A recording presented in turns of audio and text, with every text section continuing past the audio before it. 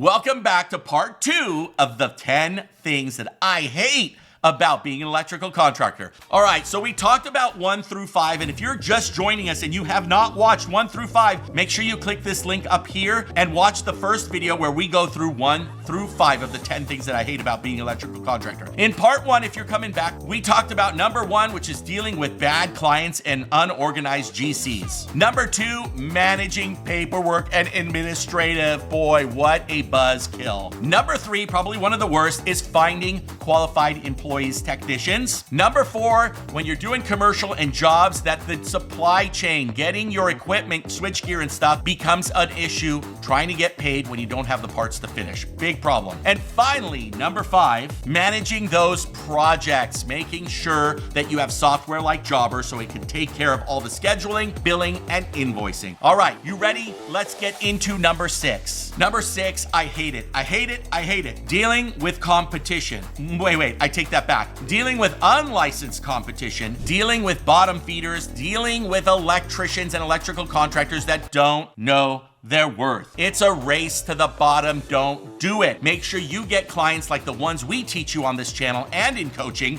available by the way at www.the360electrician.com, where we're teaching you the 80-20 rule. It means 20% of your customers are going to be profitable, pay the bills, and a joy to work with. 80% are just spinning the wheels. Now you need some of that 80% to keep the doors open, but you must have a balance to know which clients are worth keeping or just give it away to the competition and let them go out of business so you can thrive and get the better clients that are going to keep you in business for the long haul. All right, number 7 out of the 10 things that I hate about being an electrical contractor, that is your finances and your cash flow. Managing financial challenges could end your business instantly. Listen, the key to staying in business is cash flow, cash flow, cash flow. Get paid as soon as you finish. Hello, Mr. Client. It ends up that when you're ready to finish, you look around and sometimes your residential or your service customers are gone, nowhere to be seen, and you can't collect. Trust me, if it happens to me, it happens to you. Make sure that you let your clients know that if this job gets done, we collect, and if you're leaving, make sure you pay us before you go. Well, now that you got paid, that's just the tip of the iceberg. Make sure you're not late on anything, because if you do, the penalties and fees will kill you. Number 7, worst thing about being an electrical contractor, staying on top of your financials and your cash flow. Number 8, if you saw part 1, we talked about that nasty word called the L word, and I promise you, it ain't love. It's legal issues and legal problems. That's right, people. Number 8, worst thing I hate about being an electrical contractor is the liability and legal issues you can get into if you do not do things the right way from the beginning. The number 1 thing I recommend you do right now after you finish this video is head to our website, www.the360electrician.com, and do my paperwork course. My paperwork course is an outline that you need to have so that you stay protected and have an idea of how you're going to protect yourself by being an electrical contractor. Now, it's a sample only because I'm not an attorney, but it's the starting point. It's the only starting point I know on all social media and internet that's going to get you from 0 to 360 as fast as possible. All right? Second thing you want to do is you want to click the links below, go to our affiliate link with Next Insurance, and get a free quote. When you have legal problems and you get sued, guess what? You better have the right insurance coverages, which again, we'll talk on another video, but you can get a free quote right now by going to Next Insurance using our link. And when you do, and I invite everybody that's signed up through my link to come on a free webinar and talk all things insurance, you'll be invited. So make sure you do that. That's how we mitigate some of that legal issues. So number 8, the worst when you have to deal with legal issues. All right, number 9, I hope doesn't happen to you till way later in your career, and that is plain and simply burnout. Burnout is a real thing. If you're doing the same thing in and out